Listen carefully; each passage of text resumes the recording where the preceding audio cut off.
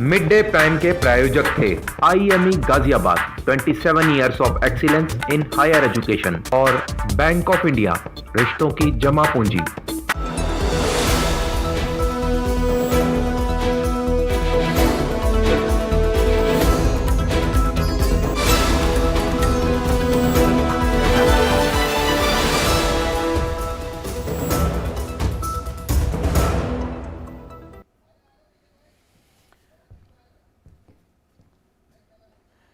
नमस्कार, बहुत बहुत स्वागत है आप सभी का डीडी न्यूज पर। आप देख रहे हैं मिड डे प्राइम और मैं हूं निखिल सिंह। और अगले एक घंटे में हम बात करेंगे देश भर की बड़ी खबरों की, बताएंगे कि दुनिया भर में कौन कौन सी खबरों पर है आपकी नजर और क्या कुछ चल रहा है खेल और अर्थ जगत में, और कुछ झलकियां फिल्म, कला और संस्कृति के क्षेत्र से भी। लेकिन सबसे पहले डालते हैं बड़ी खबरों पर नजर।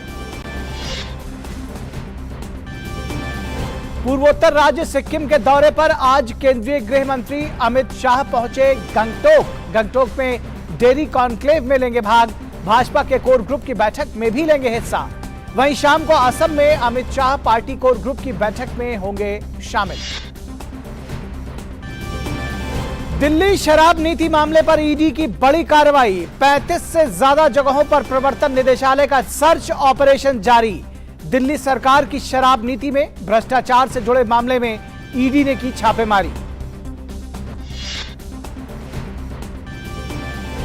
केंद्रीय औषधि मानक नियंत्रण संगठन ने दी जानकारी। मेडिन फार्मास्यूटिकल्स का कफ सिरप भारत में नहीं हुआ था सप्लाई। कंपनी ने केवल गांबिया को सिरप का किया था निर्यात। सैंपल जांच के लिए चंडीगढ़ भेजे गए। विश्व स्वास्थ्य संगठन से मांगी विस्तृत जानकारी। गांबिया में कफ सिरप से 66 बच्चों की मौत से जुड़ा है मामला। यूक्रेन और रूस के बीच जारी युद्ध से उत्पन्न हुए ऊर्जा संकट पर चर्चा करने के लिए चेक गणराज्य के प्राग में एकजुट हुए यूरोप के 44 देश। सभी देशों ने एक स्वर में यूक्रेन पर रूसी हमलों के खिलाफ विरोध किया दर्ज।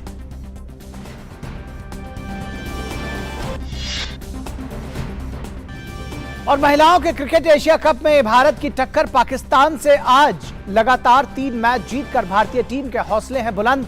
वहीं पाकिस्तान को पिछले मुकाबले में थाईलैंड से झेलनी पड़ी थी हार।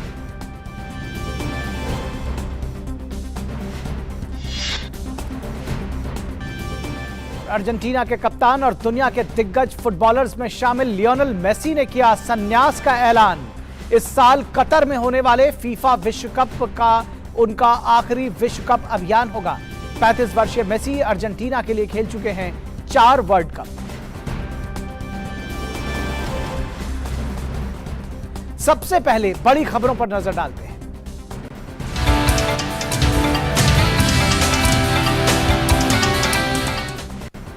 पूर्वोत्तर राज्य सिक्किम के दौरे पर आज केंद्रीय गृह मंत्री अमित शाह गंगटोक पहुंचे। केंद्रीय गृह मंत्री गंगटोक में डेरी कॉन्क्लेव में भाग लेंगे। अपने इस दौरे में अमित शाह बीजेपी के कोर ग्रुप की बैठक में भी शामिल होंगे। अमित शाह सरदार वल्लभ भाई पटेल की मूर्ति का भी अनावरण करेंगे। इसके साथ ही केंद्रीय गृह मंत्री का सिक्किम के मुख्यमंत्री प्रेम सिंह तमांग से भी मिलने का कार्यक्रम है। सिक्किम दौरे के बाद गृह मंत्री अमित शाह दोपहर बाद असम का दौरा भी करेंगे। असम में भी गृह मंत्री अमित शाह कई कार्यक्रमों में हिस्सा लेंगे। बीजेपी अध्यक्ष जेपी नड्डा भी गुवाहाटी आ रहे हैं और दोनों नेताओं का बीजेपी कार्यकर्ताओं द्वारा एयरपोर्ट पहुंचने पर भव्य स्वागत किया जाएगा। इसका कार्यक्रम पहले से फिक्स है और आज शाम असम बीजेपी कोर ग्रुप के सदस्यों के साथ बीजेपी अध्यक्ष जेपी नड्डा और गृह मंत्री अमित शाह बैठक भी करेंगे। कल बीजेपी के प्रदेश कार्यालय का उद्घाटन है। इसके साथ ही राज्य बीजेपी के बूथ कार्यकर्ताओं की रैली भी गुवाहाटी के खानपाड़ा में रखी गई है, जिसमें राज्य भर के बूथ स्तर के कार्यकर्ता हिस्सा लेंगे। गृह मंत्री असम के अपने दौरे में सरकारी कार्यक्रमों में भी शिरकत करेंगे।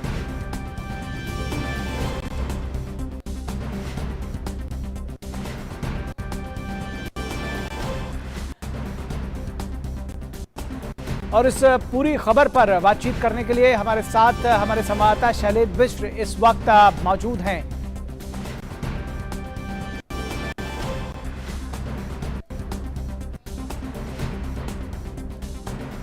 शैलेंद्र मौजूद है हमारे साथ।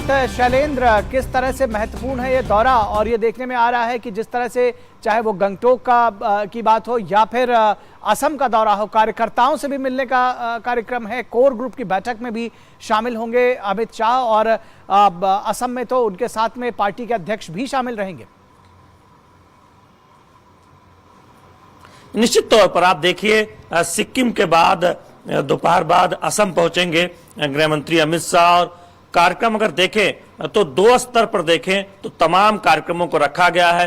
पार्टी के कार्यक्रम है और सरकारी कार्यक्रम है। पार्टी के कार्यक्रमों में आप कोर ग्रुप की बैठक आज शाम संभावित है, जब राज्य बीजेपी के नेताओं के साथ, कोर ग्रुप के सदस्यों के साथ अहम बैठक होगी। चूंकि आप देखें जो उत्तर पूर्व के जो राज्य हैं उसमें बीजेपी का जो जोर रहा है, और हम जानते हैं कि उनमें से 3 राज्य ऐसे हैं जिनमें अगले साल चुनाव होने हैं, अगले साल के शुरुआत में। तो ऐसे में बीजेपी अपनी रणनीति को एक धार देना चाहती है। हम जानते हैं कि असम के प्रभारी की नियुक्ति भी की गई है, संबित पात्रा को यहाँ का जो नॉर्थ ईस्ट का प्रभारी बनाया गया है। इसके साथ ही साथ हम देखें कि बीजेपी ने पिछले कुछ दिनों में एक तरह से देखें उत्तर पूर्व पर जो अपना जो फोकस है उसे और बढ़ाया है, तो उसको लेकर जो आगे की रणनीति है उस पर विचार विमर्श होगा।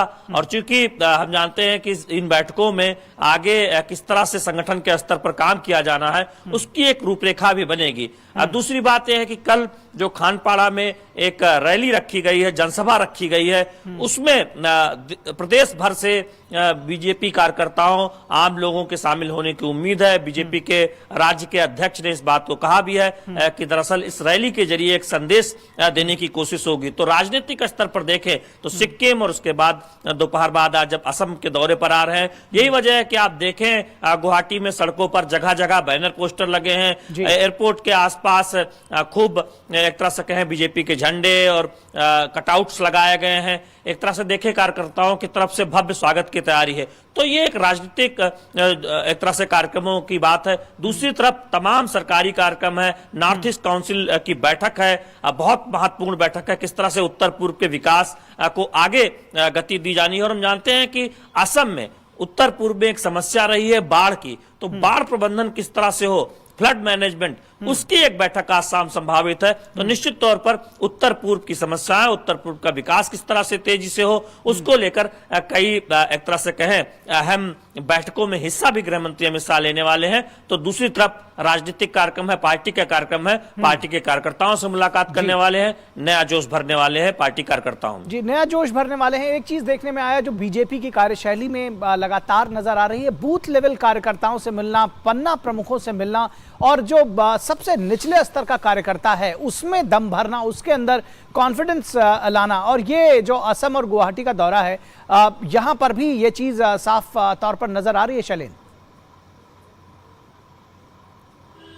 निश्चित तौर पर उत्तर पूर्व के युवाओं को कैसे ज्यादा से ज्यादा जोड़ा जाए, जिससे वो बीजेपी के कार्यक्रमों को और बीजेपी की जो राज्य में सरकार है वो जिन कार्यक्रमों को आगे बढ़ा रही है उस बारे में बेहतर तरीके से प्रचार प्रसार किया जा सके, लोगों को बताया जा सके केंद्र सरकार की योजनाएं किस तरह से यहाँ जमीनी स्तर पर बेहतर तरीके से लागू हो रही है। राज्य में हम जानते हैं कि बीजेपी की अगुवाई में सरकार है, और आप देखें उत्तर पूर्व में जिस तरह से विस्तार हुआ है बीजेपी का, एक के बाद एक राज्य, और असम सहित हम देख रहे हैं कि बीजेपी या तो अपने दम पर सत्ता में है या फिर अपने सहयोगियों के साथ। तो दरअसल जो बैठक होनी है कोर ग्रुप के साथ, उसमें सहयोगियों के साथ आगे किस तरह से आगे बढ़ना है उस पर भी चर्चा हो सकती है। क्योंकि अगले साल आप देखें कुछ राज्यों में उत्तर पूर्व के चुनाव संभावित हैं, उस पर चर्चा होगी। दूसरी बात यह है कि बूथ स्तर के जो युवा हैं उन्हें जोड़ने की कोशिश बीजेपी राष्ट्रीय स्तर पर हम देख रहे हैं कि जहां जहां संगठन के कार्यक्रम होते हैं, और कम से कम एक बूथ 20 यूथ का बीजेपी ने नारा दिया है। कई राज्यों में आप देखें, हिमाचल में एक भारतीय जनता युवा मोर्चा की एक बड़ी भव्य रैली हुई मंडी में, और वहां पर यह एक नारा दिया गया। तो इस तरह से यूथ पार्टिसिपेशन किस तरह से बढ़ाना है, न केवल पार्टी में बल्कि बूथ स्तर पर उनको एक तरह से जिम्मेदारी दी जानी है कि वो घर घर जाएं, पार्टी की नीतियों के बारे में बताएं, पार्टी की सरकार की अगुवाई में किस तरह से जमीनी स्तर पर लोगों के जीवन में बदलाव आ रहा है, उसके बारे में बताएं। तो निश्चित तौर पर युवाओं की भूमिका एक तरह से कहें कि बीजेपी की रणनीति में बहुत महत्वपूर्ण है। उन्हें न केवल जिम्मेदारी दी जा रही है, बल्कि उनसे अपेक्षा भी की जा रही है कि वो कार्यक्रमों के बारे में विस्तार से लोगों को बताएं। जी, निश्चित तौर पर विस्तार से लोगों को बताएं। आपने जिस तरह बताया कि यूथ के साथ मिल रहे हैं और उसके साथ ही साथ युवा जो है वो कहीं ना कहीं जो पार्टी की नीतियां हैं उसका प्रसार करेंगे। आप इन सब खबरों पर नजर रखें, हम आगे भी आपसे अपडेट्स लेते रहेंगे। बहुत शुक्रिया इस तमाम बातचीत और जानकारी के लिए शैलेश। और अब बात ताजा खबर की।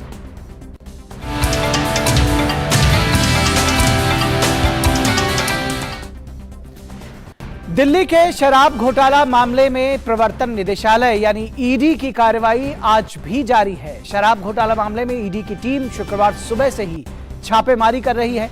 ईडी की टीम दिल्ली, पंजाब और आंध्र प्रदेश में छापेमारी कर रही है। शराब घोटाला मामले में इन राज्यों में करीब 35 जगहों पर छापेमारी की जा रही है। ईडी इस मामले में तीसरी बार उसके ये छापेमारी अभियान चल रहा है। अब तक करीब 100 ठिकानों पर छापेमारी हो चुकी है। हम आपको बता दें कि इस मामले में शराब कारोबारी समीर महेंद्रू और आम आदमी पार्टी के संचार प्रभारी विजय नायर को गिरफ्तार किया जा चुका है। शराब घोटाला केस में 17 अगस्त को एफआईआर दर्ज की गई थी। सीबीआई के मुताबिक नायर ने नई आबकारी नीति बनाने और शराब की सप्लाई और बिक्री को चंद कंपनियों तक सीमित करने की धांधली में अहम भूमिका निभाई थी। इस सिलसिले में दिल्ली के डिप्टी सीएम मनीष सिसोदिया के घर पर भी छापेमारी की जा चुकी है। गौरतलब है कि दिल्ली की नई आबकारी नीति पर सवाल उठाए जा रहे हैं। इसको देखते हुए उपराज्यपाल विनय कुमार सक्सेना ने मामले की जांच सीबीआई से कराए जाने की सिफारिश की थी और उनकी सिफारिश के बाद सीबीआई ने बड़े पैमाने पर तलाशी अभियान शुरू किया था। और हमारे साथ में इस पूरी खबर पर बातचीत करने के लिए हमारे संवाददाता नीरज सिंह इस वक्त जुड़ रहे हैं। नीरज, क्या ताजा अपडेट देंगे? ईडी की 35 जगहों पर छापेमारी चल रही है। फिलहाल हम अपने दर्शकों को बता दें नीरज से इससे पहले कि हम जुड़ें कि ये जो छापेमारी है ये तीसरी बार दरअसल चल रही है और ये पिछले 1 महीने से, या जब से कहा जाए कि शराब घोटाला मामले में सीबीआई ने केस रजिस्टर किया है, उसके बाद से ईडी और सीबीआई दोनों एक के बाद एक मिल करके इस पूरी जो ये कार्टेल है उसके खिलाफ लगातार अभियान चला रहे हैं। 100 से अधिक जगहों पर छापेमारी अभियान चलाया जा चुका है। आज भी दरअसल ये अब जो छापेमारी है ईडी की, ये शुक्रवार सुबह से ही चल रही है और आज भी मिलाकर 35 जगहों पर छापेमारी चल रही है। दिल्ली से लेकर आंध्र प्रदेश तक इसमें शामिल हैं। तो लगातार एक के बाद एक जो क्लूज मिल रहे हैं उसके आधार पर दूसरी छापेमारी अभियान को चलाने का काम कर रही है सीबीआई और ईडी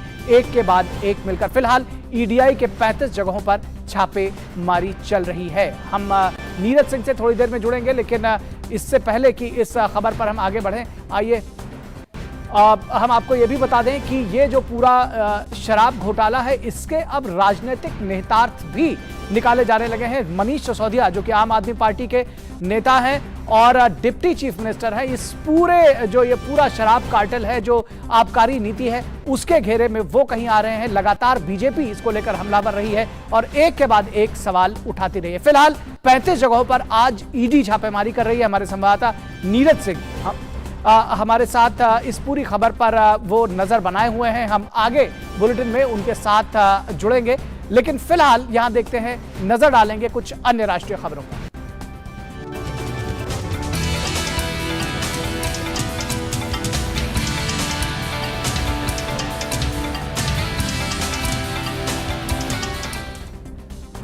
और उत्तराखंड के उत्तरकाशी में आज भी रेस्क्यू ऑपरेशन जारी है। हिमस्खलन हादसे में मृतकों की संख्या 19 तक पहुंच गई है।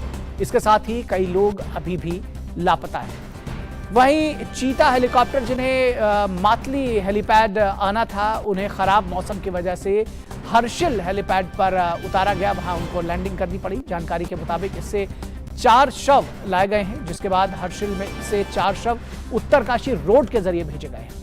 घटनास्थल पर हाई एल्टीट्यूड वॉरफेयर स्कूल की टीम के साथ आईटीबीपी, एसडीआरएफ, एनआईएस और एनडीआरएफ के साथ बचाव अभियान जारी है।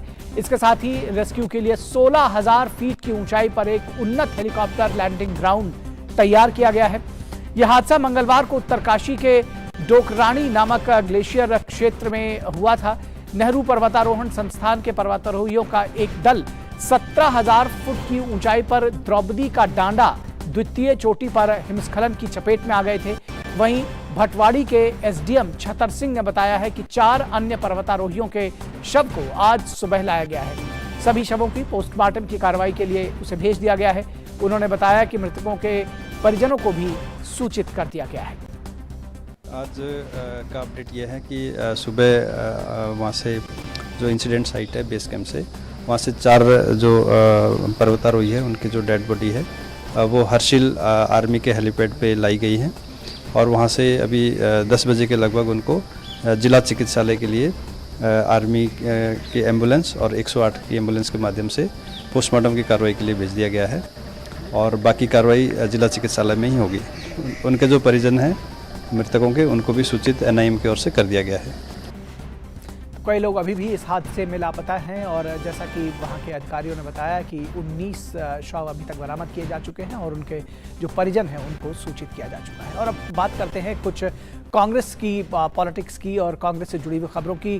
फिलहाल जो इन्फोर्समेंट डायरेक्टरेट की जो कार्रवाई चल रही है उसकी गाज भी कहीं ना कहीं कांग्रेस के कुछ नेताओं पर है। कांग्रेस की कर्नाटक इकाई के अध्यक्ष डीके शिवकुमार नेशनल हेराल्ड से जुड़े कथित धन शोधन मामले में पूछताछ के लिए आज दिल्ली में प्रवर्तन निदेशालय के सामने पेश हुए।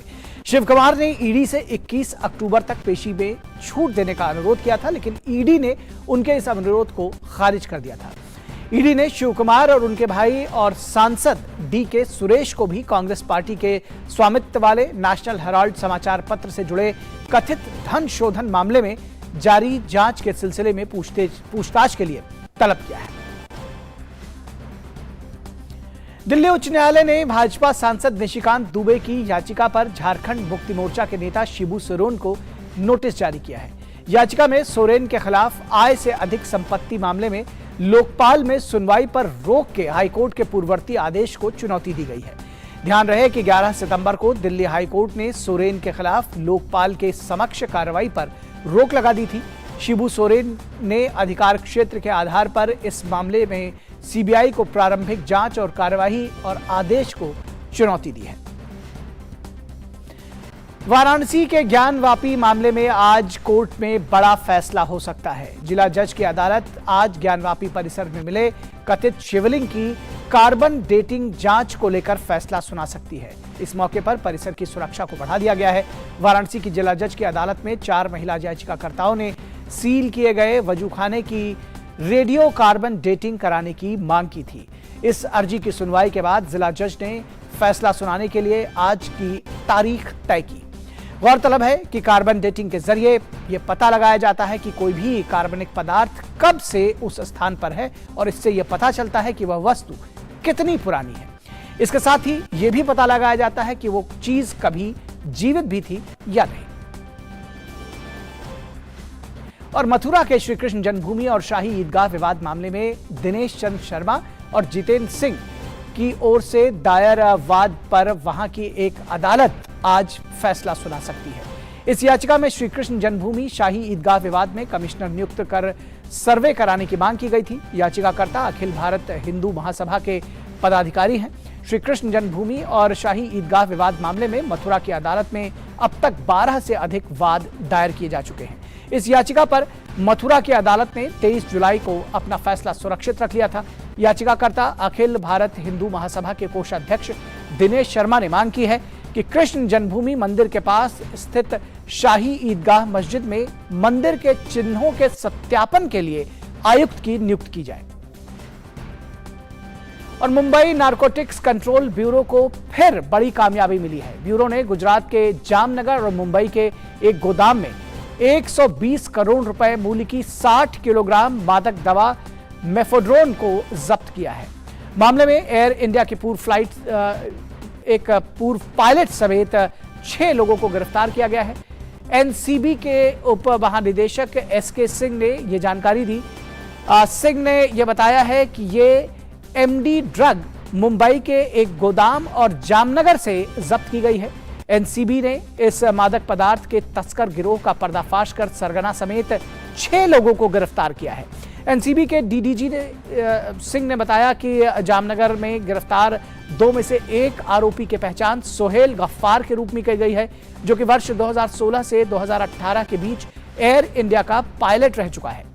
आरंभिक जांच में पता चला है कि जामनगर और मुंबई में जब्त मादक पदार्थ मामले के तार आपस में जुड़े हुए हैं। उन्होंने बताया कि जब्त एमडी ड्रग का कुल वजन 60 किलोग्राम है। अंतर्राष्ट्रीय बाजार में इसकी कीमत करीब 120 करोड़ रुपए है। उन्होंने बताया कि एनसीबी मुख्यालय दिल्ली और मुंबई जोनल कार्यालय ने जामनगर में 3 अक्टूबर को भी छापेमारी की कार्रवाई की। एनसीबी ने मुंबई स्थित एसबी पथ एरिया के एक गोदाम से छुपाए गए लगभग 50 किलोग्राम एमडी ड्रग्स बरामद किए हैं। यह नेटवर्क एक कार्टेल द्वारा चलाया जा रहा था। हमने कार्टेल के सरगना सहित 2 लोगों को गिरफ्तार किया है। इस संबंध में पहले भी इस कार्टेल के कुछ सदस्यों को हमने गिरफ्तार किया था।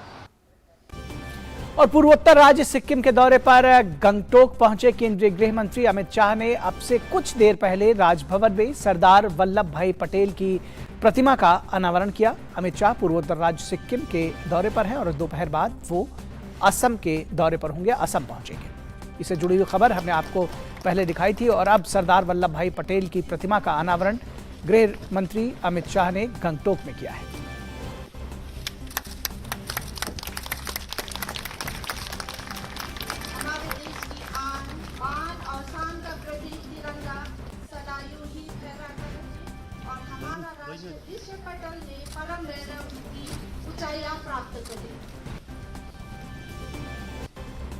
बेहद महत्वपूर्ण है गृह मंत्री का यह दौरा। इस पर अभी हमने विस्तार से चर्चा की अपने संवाददाता के साथ भी और वहां की खबरें दिखाई। ये खबर जो अभी आपने देखी है आपसे कुछ ही देर पहले की है, जहां गंगटोक में केंद्रीय गृह मंत्री अमित शाह ने सरदार वल्लभ भाई पटेल, पूर्व गृह मंत्री थे भारत सरकार के, उन्होंने उनकी प्रतिमा का अनावरण किया।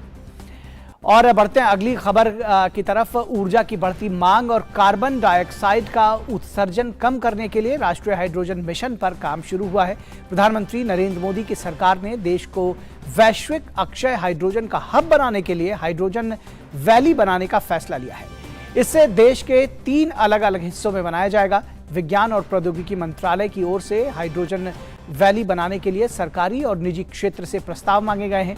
डीएसटी के अनुसार हाइड्रोजन वैली का मतलब एक हाइड्रोजन घाटी से है, जहां हाइड्रोजन का उत्पादन एक से अधिक क्षेत्रों में किया जाएगा। अभी तक जगहों का चयन नहीं हुआ है, लेकिन उत्तर, दक्षिण और पूर्वोत्तर क्षेत्र में इनका निर्माण किया जाएगा। प्रधानमंत्री नरेंद्र मोदी ने अगस्त 2021 में राष्ट्रीय हाइड्रोजन मिशन की घोषणा की थी। इसके ठीक 1 साल बाद केंद्र सरकार ने मिशन इनोवेशन के तहत हाइड्रोजन वैली शुरू करने का फैसला लिया है। इसके लिए 3 अलग अलग चरणों में काम किया जाएगा, जो 2050 तक चलेगा।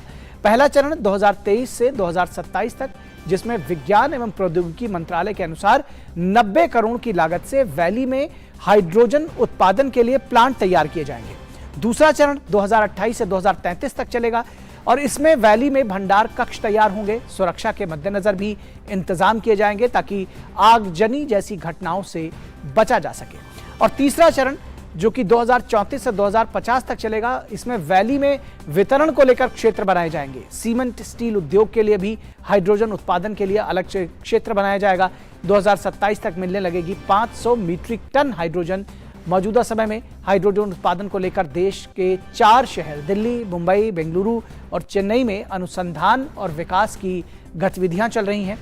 डीएसटी के मुताबिक हाइड्रोजन की संपूर्ण मूल्य श्रृंखला, उत्पादन, भंडारण और परिवहन को एक ही स्थान पर लगाया जाएगा और लाया जाएगा, एक साथ जोड़ा जाएगा, जो कि हाइड्रोजन वैली में मौजूद होगा।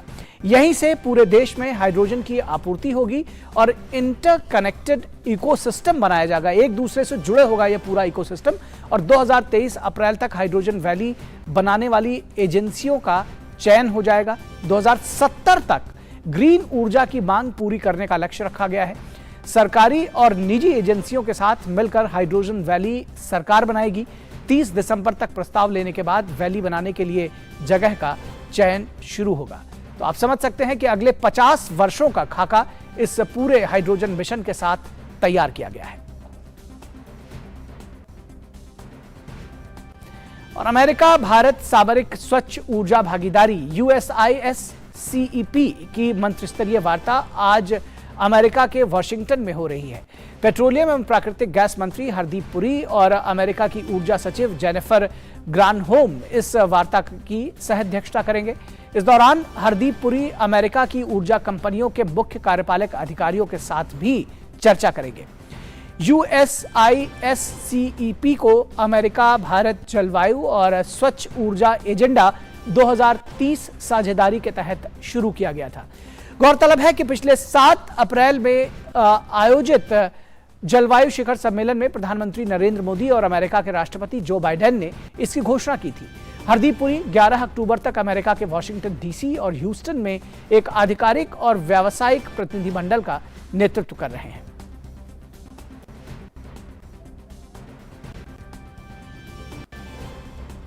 तो केंद्रीय पेट्रोलियम और प्राकृतिक गैस मंत्री हरदीप सिंह पुरी ने वॉशिंगटन डीसी में वर्ल्ड बैंक के इंटरनेशनल फाइनेंस कॉरपोरेशन के नेतृत्व में के साथ एक बैठक आयोजित की है और यह बैठक बेहद महत्वपूर्ण रही है।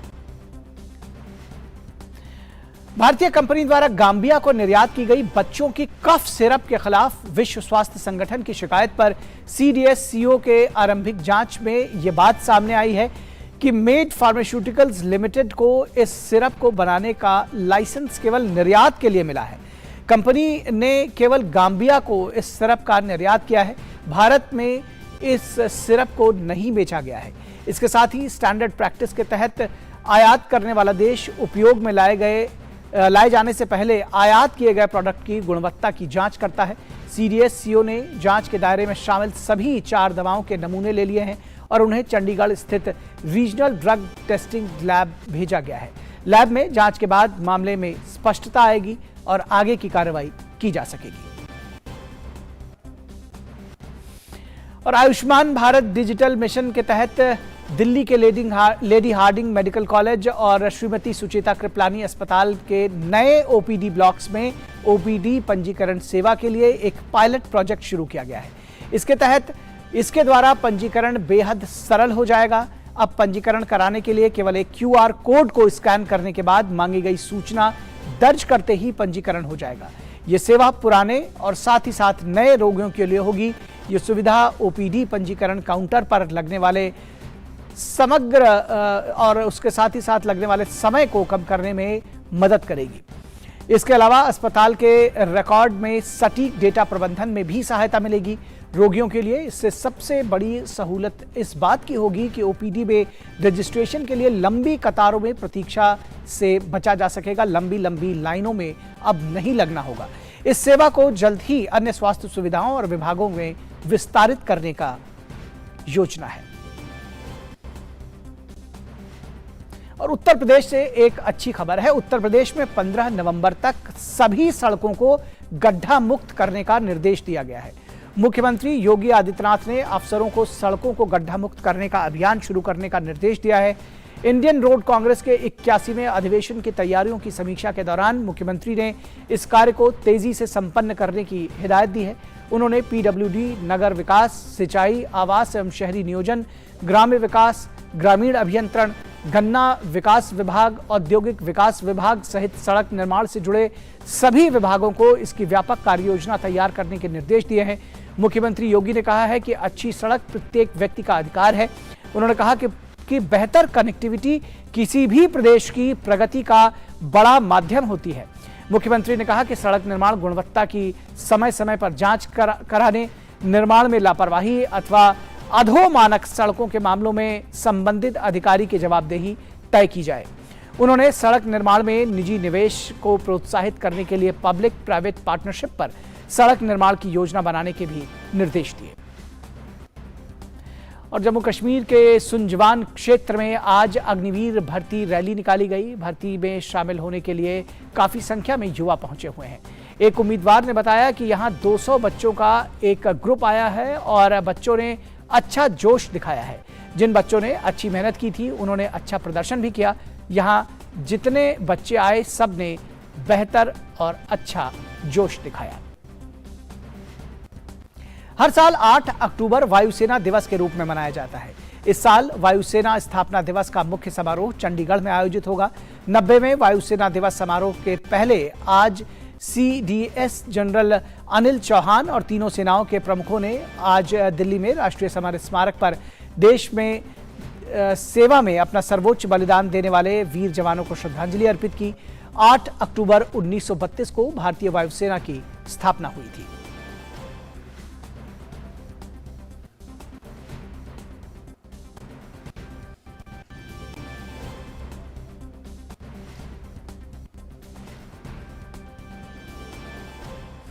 और कई फिल्मों और धारावाहिकों में काम कर चुके मशहूर अभिनेता अरुण बाली का आज 79 वर्ष की आयु में मुंबई में निधन हो गया। वो लगातार बीमारी से जूझ रहे थे। कुछ महीने पहले भी उन्हें अस्पताल में भर्ती कराना पड़ा था। उनके निधन की खबर सुनकर बॉलीवुड इंडस्ट्री में शोक की लहर छा गई है। उनका अंतिम संस्कार कल किया जाएगा।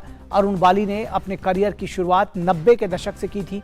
वो राजू बन गया जेंटलमैन, खलनायक, जब वी मेट, फूल और अंगारे, लगे रहो मुन्ना भाई और OMG, ओ माई गॉड जैसी फिल्मों में काम कर चुके हैं। और देश में काफी समय से लंबित पड़े मामलों को निपटाने के लिए 12 नवंबर को राष्ट्रीय लोक अदालत लगाई जाएगी। उपभोक्ता कार्य, खाद्य और सार्वजनिक वितरण मंत्रालय ने बताया है कि देश में लगभग 6,08,000 से अधिक उपभोक्ता मामले लंबित हैं। मंत्रालय ने कहा कि लोक अदालत व्यवस्था और आपसी समझौते से मामले सुलझाने का लाभ देखते हुए ज्यादा से ज्यादा उपभोक्ताओं को मामलों का निपटारा संभव हो पाएगा। उपभोक्ता कार्य दिवस SMS या ईमेल के जरिए उपभोक्ताओं, कंपनियों और संस्थाओं तक पहुंच बना रहा है। ऐसे 3 लाख पक्षकारों के फोन नंबर या ईमेल विभाग के पास हैं जिनके मामले आयोग में लंबित हैं। बीमा क्षेत्र में 1,68,000, बैंकिंग से जुड़े 71,000, बिजली विभाग से जुड़े 33,000, रेलवे के 2,000, ई-कॉमर्स के 1,000 से भी ज्यादा मामले लंबित हैं। विभाग का लक्ष्य उपभोक्ताओं को निष्पक्ष और दक्ष शिकायत निपटारा प्रणाली मुहैया कराते हुए उपभोक्ताओं को संरक्षण और सुरक्षा प्रदान करना है। दुबई में हाल ही में एक भव्य हिंदू मंदिर का उद्घाटन किया गया है। संयुक्त अरब अमीरात के सहिष्णुता और सह अस्तित्व मंत्री शेख नाहयान बिन मुबारक अल नाहयान और संयुक्त अरब अमीरात के भारतीय राजदूत ने इस भव्य मंदिर का उद्घाटन किया। दूरदर्शन संवाददाता मेघना देव ने राजदूत संजय सुधीर से इस भव्य मंदिर और भारत UAE सांस्कृतिक संबंधों पर बात की। दुबई में हाल ही में एक हिंदू मंदिर का लोकार्पण हुआ है और इससे लोगों का जो जोश है, लोगों की जो खुशी है और ज्यादा बढ़ गई है। और खासकर ऐसे लोग तकरीबन 35 लाख जो भारतीय जो UAE में रहते हैं, उनका जो जोश है वो और ज्यादा बढ़ गया है। हर्षोल्लास से भरे हैं लोग। और इसी पर और ज्यादा बात करने के लिए हमारे साथ जो भारतीय एम्बेसडर हैं UAE के, वो हमारे साथ जुड़े हैं, संजय सुधीर सर बहुत बहुत शुक्रिया DD न्यूज से बात करने के लिए। सबसे पहले आपसे यही प्रश्न पूछना चाहेंगे, क्या खास है इस मंदिर में, क्योंकि बेहद भव्य और बेहद विशाल ये मंदिर नजर आ रहा है। ये जो नया हिंदू मंदिर है ये बहुत खास मंदिर है। पूरी तरह संगमरमर, सफेद संगमरमर से बनाया हुआ ये मंदिर अभी दुबई में खोला गया है। इस मंदिर की खासता ये, विशेषता ये है कि इसमें 16 हिंदू देवी देवता हैं, जिसमें प्रमुख हैं शिव, कृष्णा, गणेशा, महालक्ष्मी, आयप्पन और तो और इस मंदिर में गुरु ग्रंथ साहब की भी स्थापना की गई है। एक और खासियत ये है कि जिस एरिया में ये मंदिर बनाया गया है उसको वर्शिपर्स विलेज कहा जाता है। वर्शिपर्स विलेज बनाया है ये दुबई की सरकार ने, जिसमें इस मंदिर के बिल्कुल बाजू में एक गुरुद्वारा है, सामने कुछ चर्चेस हैं, आसपास कुछ मस्जिदें हैं। तो ये देखा जाए तो एक तरह से एक सर्वधर्म कॉम्प्लेक्स के रूप में ये वर्शिपर्स विलेज बना है। इस मंदिर के आने से जो भारतीय कम्युनिटी है यहाँ की, उसमें बहुत हर्ष उल्लास है। और आपको जान के ये प्रसन्नता होगी कि जबकि मंदिर के इनॉग्रेशन अभी हुई है, फॉर्मल इनॉग्रेशन, लेकिन वीकेंड्स पे अभी भी यहाँ करीब 24 से 25 हज़ार तक लोग आते हैं। ऐसे में सर अगर हम देखें तो इंडिया और UAE के जो कल्चरल टाइज हैं वो ऐतिहासिक हैं, उसके ऊपर कुछ कहना चाहेंगे? पिछले कुछ सालों में किस तरीके से तेजी से हम देख रहे हैं ये टाइज और ज़्यादा मजबूत हुए हैं, कोऑपरेशन और ज़्यादा गहरा हुआ है? आप ठीक कह रहे हैं, भारत और यूएई के बीच जो ताल्लुकात हैं बहुत ही ऐतिहासिक ताल्लुकात हैं। इस देश में करीब 35 लाख भारतीय निवास करते हैं और ये सारे जो जैसे हिंदुस्तान में होता है, हिंदू मुस्लिम सिख ईसाई सारे फेथ्स के भारतवासी यहाँ पे हैं। इसके साथ साथ हमारी जो आपसी ताल्लुकात हैं ये भी बहुत सुदृढ़ ताल्लुकात हैं। 2017 में भारत ने और यूएई ने comprehensive strategic partnership agreement sign किया। इसके चलते हमारे जो आपसी ताल्लुकात हैं पूरी तरह से कॉम्प्रिहेंसिव भी हैं और स्ट्रेटेजिक भी हैं। बहुत सारी यूएई कंपनीज ने भारत में निवेश भी किया है और ये पूरा जो खाड़ी का क्षेत्र है उन सारे देशों में से यूएई सबसे अधिक निवेश करने वाला देश है हिंदुस्तान में। कोविड के बाद से किस तरीके से पर्यटन वहां बढ़ा है, उसके बारे में अगर आप कुछ बताना चाहें। कोविड के बाद तो क्या, कोविड के दौरान भी बहुत सारे भारतीय पर्यटक यहाँ आते थे। जब 6 माह के लिए दुबई एक्सपो का आयोजन किया गया तो उसमें करीब 24 मिलियन लोगों का फुटफॉल रहा यहाँ पे। इतना पॉपुलर डेस्टिनेशन है दुबई और यूएई। अभी कुछ ही महीने पहले यहाँ आईएफए का आयोजन भी किया गया था अबू धाबी में और आपने ठीक ही कहा कि ये मंदिर एक और टूरिज्म अट्रैक्शन है। लेकिन टूरिज्म अट्रैक्शंस की जहाँ तक बात है वो बढ़ते जा रहे हैं। इसके साथ साथ एक और मंदिर बनाया जा रहा है, बैप्स हिंदू मंदिर, जिसका अनाउंसमेंट किया गया था प्रधानमंत्री श्री नरेंद्र मोदी जी के 2015 के विजिट में। वहाँ भी प्रोग्रेस बहुत अच्छी चल रही है और उम्मीद है कि फरवरी 2024 तक बैप्स हिंदू मंदिर भी पूरा हो जाएगा। बहुत बहुत धन्यवाद एम्बेसडर हमसे बात करने के लिए। और अब देखते हैं अर्थ जगत से जुड़ी खबरें।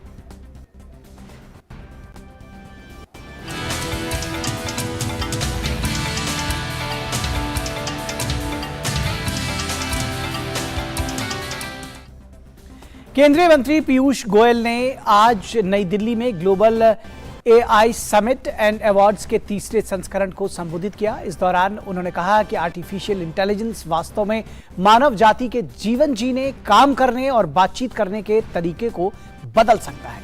इसके साथ ही उन्होंने यह भी कहा कि ई कॉमर्स, पीएम गतिशक्ति जैसे प्लेटफॉर्म आर्टिफिशियल इंटेलिजेंस पर ही टिके हुए हैं। Artificial intelligence truly can change the way we live, the way we work, the way we interact with each other, the way technology empowers our lives.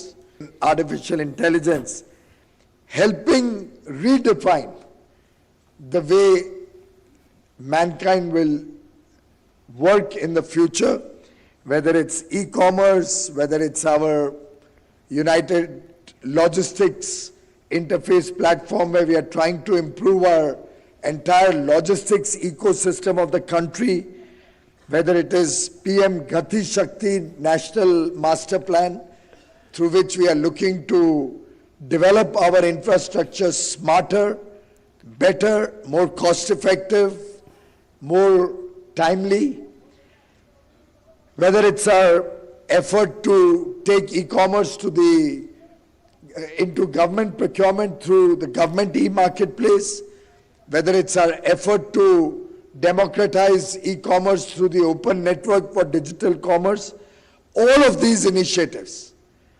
rest on the platform of artificial intelligence.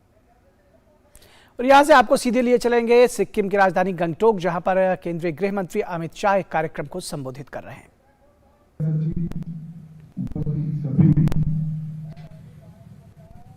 Sikkim राज्य के मंत्रीगण, सिक्किम के सरकार के अधिकारीगण और आज यहाँ पर देश भर की डेयरी से आए हुए सहकारिता को डेयरी क्षेत्र में मजबूत करने के लिए हमें जो लगे रहते हैं, ऐसे सभी मेरे भाई बहन और आप सभी को मेरा नमस्कार कर मैं मेरी बात की शुरुआत करना चाहता हूँ। इस खबर पर वापस हम लौटेंगे एक बार। फिलहाल आपको बताते हैं कि भारतीय रिजर्व बैंक ने वेब आधारित end to end workflow application Daksh launch किया है। ये तंत्र पर्यवेक्षी प्रक्रियाओं को और अधिक मजबूत बनाएगा। इसके द्वारा बैंकों और अन्य गैर बैंकिंग वित्तीय सेवाओं की कार्यप्रणाली की निगरानी में मदद मिलेगी। दक्ष के माध्यम से आरबीआई नवीनतम डेटा और विश्लेषणात्मक उपकरणों की मदद से बैंकों की स्वचालित कार्य प्रक्रियाओं में और पारदर्शिता लाना चाहेगी। दक्ष एप्लीकेशन की सहायता से आरबीआई बैंकों की कार्यप्रणाली पर बेहतर नजर रख पाएगी। यह एप्लीकेशन एक प्लेटफॉर्म के माध्यम से बैंकों से जुड़ी सभी प्रकार की गतिविधियों का अवलोकन कर पाएगी। इस उन्नत पर्यवेक्षीय सिस्टम की मदद से आरबीआई बैंकों से जुड़े निर्बाध संचार, निरीक्षण योजना, साइबर घटना रिपोर्टिंग और विभिन्न MIS रिपोर्ट आदि का सुचारू रूप से संपादन कर सकेगा। वित्त मंत्रालय के व्यय विभाग ने 14 राज्यों को 7,183.42 हजार करोड़ यानी कि 7,183 करोड़ रुपए के राजस्व घाटा अनुदान की 7वीं मासिक किस्त जारी की है। यह अनुदान राशि 15वें वित्त आयोग की सिफारिशों के अनुसार जारी की गई है। 15वें वित्त आयोग ने वित्त वर्ष 2022-23 के लिए 14 राज्यों को कुल 86,201 करोड़ रुपए की राजस्व घाटा अनुदान की सिफारिश की है। यह सिफारिश की गई अनुदान राशि व्यय विभाग द्वारा सिफारिश किए गए राज्यों को 12 समान मासिक किश्तों में जारी की जाएगी।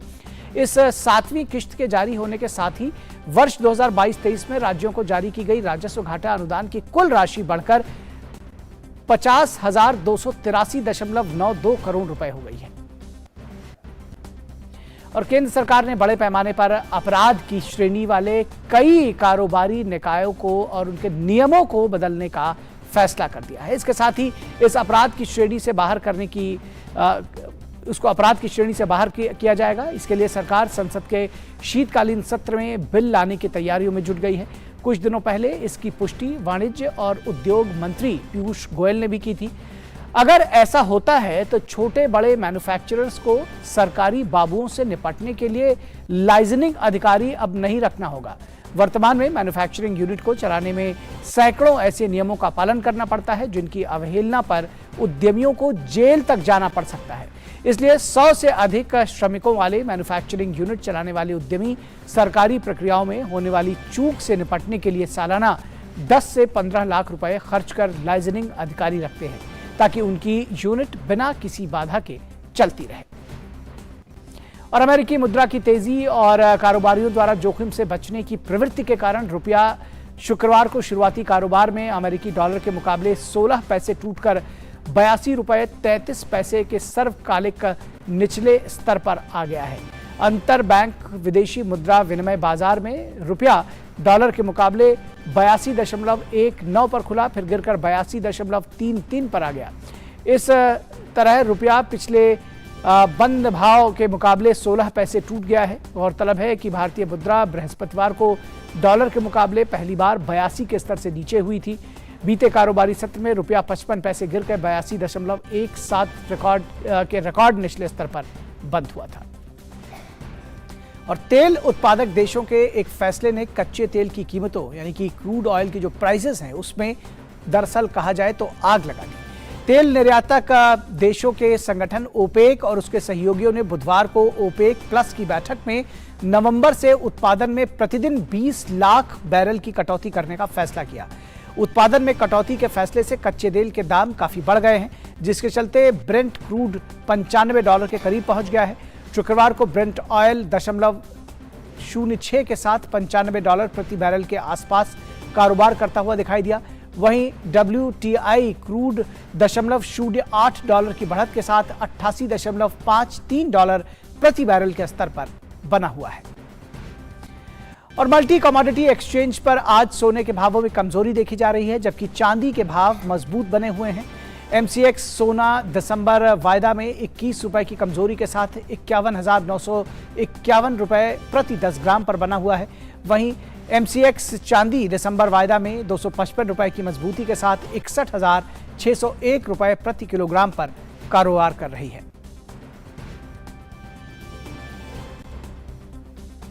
और मिड डे प्राइम में यहां रुकेंगे एक छोटे से ब्रेक के लिए, कहीं मत जाइएगा, जल्द हाजिर होंगे।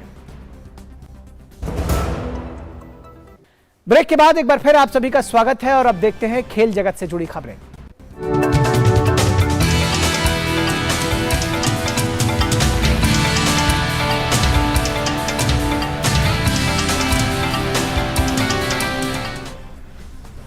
मिड डे प्राइम के खेल सेगमेंट खेल प्राइम लेकर हाजिर हो चुकी हैं सुचित्रा, स्वागत है आपका। क्या कुछ खबरों से दिखाएंगी हमारे दर्शकों को, किन खबरों से रूबरू कराएंगी? शुक्रिया निखिल। सबसे पहले हम बात कर लेते हैं लायनल मेसी की, जो कि आज सुर्खियों में छाए हुए हैं। अर्जेंटीना के कप्तान और दुनिया के दिग्गज फुटबॉलर्स में शामिल लायनल मेसी ने ऐलान किया है कि इस साल कतर में होने वाला फीफा विश्व कप उनका आखिरी विश्व कप होगा। मेसी ने एक साक्षात्कार में इसकी जानकारी देते हुए कहा कि निश्चित रूप से ये उनका आखिरी विश्व कप होगा। 35 वर्षीय मेसी अर्जेंटीना के लिए 4 विश्व कप खेल चुके हैं। 2022 में होने वाला विश्व कप उनका 5वां फीफा विश्व कप होगा। मेसी ने अर्जेंटीना की सीनियर टीम के लिए 2005 में डेब्यू किया था और अब तक 164 मैच में 90 गोल कर चुके हैं। बात करते हैं क्रिकेट की। बांग्लादेश के सिलहट में खेले जा रहे महिला क्रिकेट एशिया कप में आज भारत का सामना पाकिस्तान से हो रहा है। पाकिस्तान की टीम ने टॉस जीतकर पहले बल्लेबाजी का फैसला किया है। भारत की ओर से दीप्ति शर्मा ने पाकिस्तान को दोहरा झटका दिया। वहीं पूजा ने भी एक विकेट लेकर पाकिस्तान पर दबाव बनाने में कामयाबी पाई। ताजा समाचार मिलने तक पाकिस्तान की टीम ने 3 विकेट के नुकसान पर 62 रन बना लिए हैं। अब बात करते हैं राष्ट्रीय खेलों की। गुजरात में चल रहे 36वें राष्ट्रीय खेलों में मध्य प्रदेश की महिला हॉकी टीम ने सेमीफाइनल में जगह बना ली है। आज खेले गए पहले क्वार्टर फाइनल में मध्य प्रदेश ने ओडिशा पर 4-2 से जीत दर्ज कर सेमीफाइनल में जगह पक्की की। महिला हॉकी के दूसरे क्वार्टर फाइनल में हरियाणा की टीम ने कर्नाटक को हरा दिया।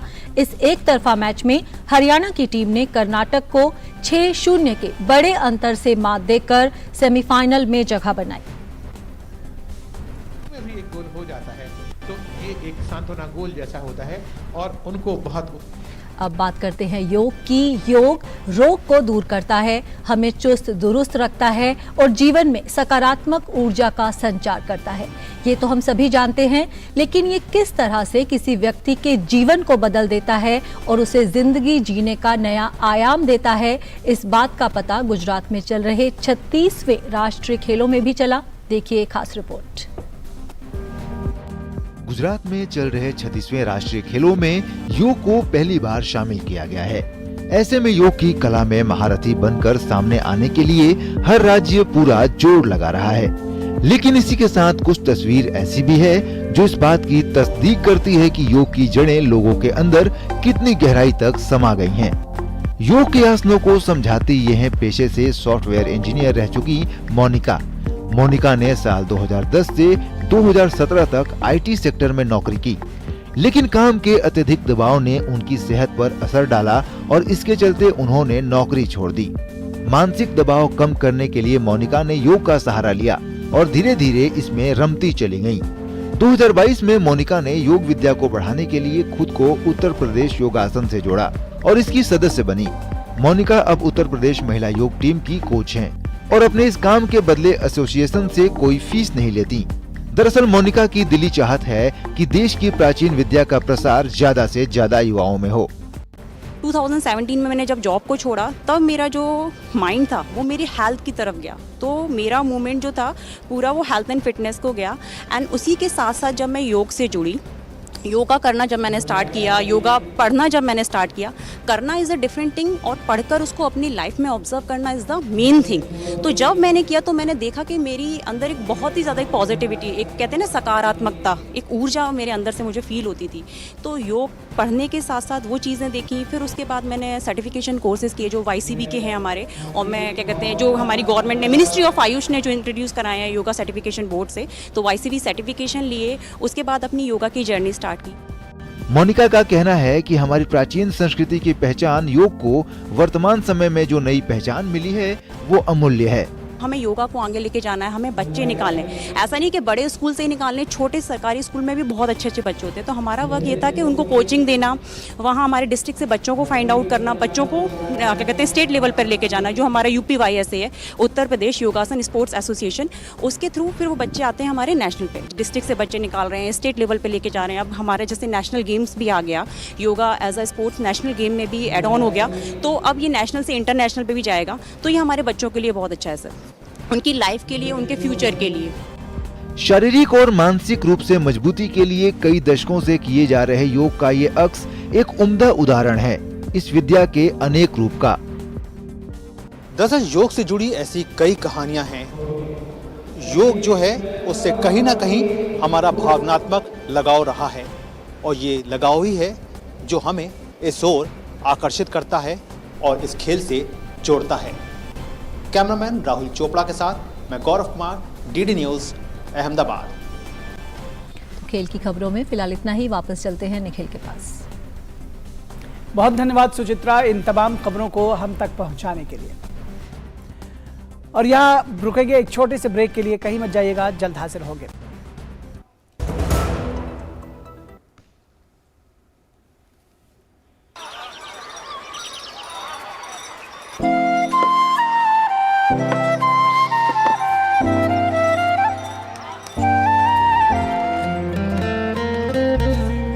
तीन साल से ये दोस्त रोज इसी जगह पे मिलते हैं, कभी कभी बात भी कर लेते हैं। रिश्ते कई तरह के होते हैं और हम हर एक की अहमियत समझते हैं। बैंक ऑफ इंडिया, रिश्तों की जमा पूंजी।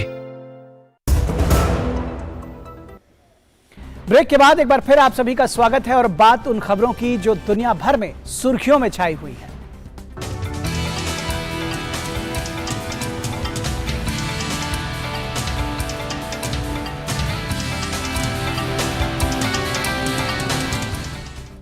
संयुक्त राष्ट्र मानवाधिकार परिषद ने श्रीलंका के संबंध में आए प्रस्ताव को स्वीकार कर लिया है। इसमें श्रीलंका में रहने वाले तमिलों के कल्याण कार्यक्रमों को बढ़ावा देने, जवाबदेही तय करने और मानवाधिकारों का पालन के प्रावधान हैं। श्रीलंका से इन प्रावधानों को लागू करने के लिए कहा गया है। भारत ने इस प्रस्ताव से संबंधित मतदान में भाग नहीं लिया। 47 सदस्यों वाली परिषद में अमेरिका, ब्रिटेन, फ्रांस, जर्मनी समेत 20 सदस्य देशों ने प्रस्ताव के समर्थन में मतदान किया, जबकि चीन और पाकिस्तान सहित 7 देशों ने प्रस्ताव के विरोध में मत दिया। भारत, जापान, नेपाल और कतर सहित 20 देश मतदान से दूर रहे। मतदान से पूर्व हुई चर्चा में भारत ने श्रीलंका सरकार से तमिलों के कल्याण के लिए पूर्व में किए गए वादों को पूरा करने का अनुरोध किया। और संयुक्त राष्ट्र मानवाधिकार परिषद ने उइगर मुस्लिमों की स्थिति पर चीन को घेरने की अमेरिका और पश्चिमी देशों की कोशिशों को करारा झटका लगा है। 47 सदस्यीय परिषद में इस प्रस्ताव का गिरना अमेरिका व पूरे पश्चिमी लॉबी के लिए बहुत बड़ा झटका माना जा रहा है। परिषद के 16 वर्षों के इतिहास में यह सिर्फ दूसरा मौका है जब अमेरिका द्वारा रखा गया प्रस्ताव अस्वीकृत हुआ है। यह बदलते वैश्विक समीकरणों को भी बता रहा है। इधर भारत का कहना है कि वो UNHRC जैसे संस्थानों में किसी देश के खिलाफ वोटिंग नहीं करने की अपनी नीति पर अडिग रहा है। और स्पेसएक्स और नासा ने बुधवार को ड्रैगन का 5वां मानव रहित यान मिशन V5 लॉन्च किया। ये यान नासा के कैनेडी स्पेस सेंटर से अंतर्राष्ट्रीय अंतरिक्ष स्टेशन के लिए रवाना किया गया। इस अंतरिक्ष यान में नासा के 2 अंतरिक्ष यात्री, एक रूसी अंतरिक्ष यात्री और एक जापानी अंतरिक्ष यात्री शामिल है।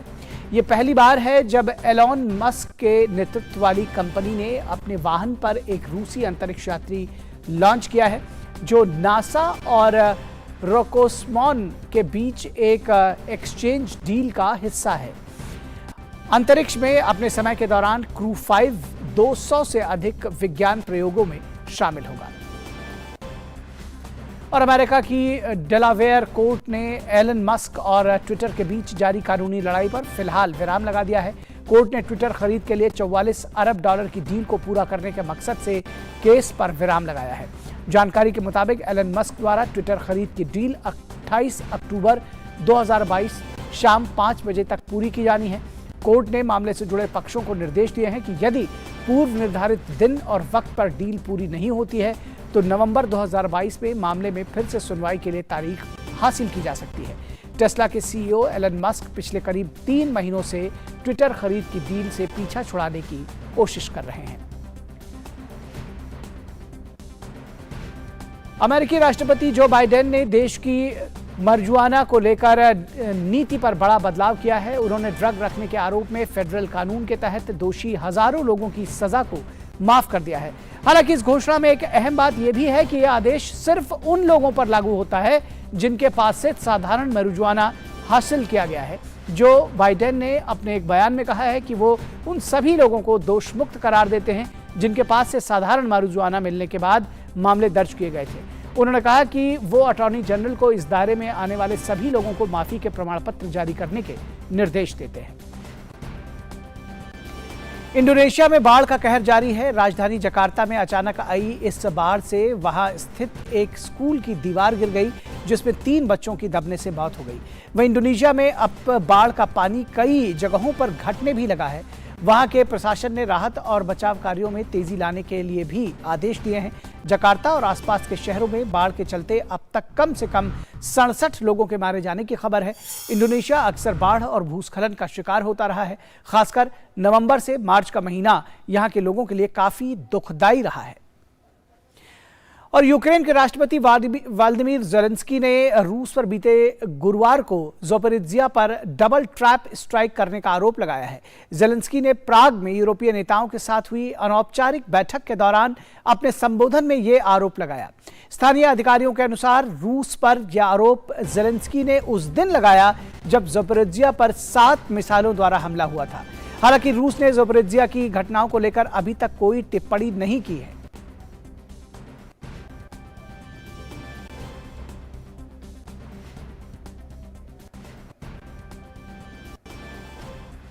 तो मिड डे प्राइम के इस अंक में बस इतना ही। हमारी पूरी टीम को दीजिए इजाजत। नमस्कार।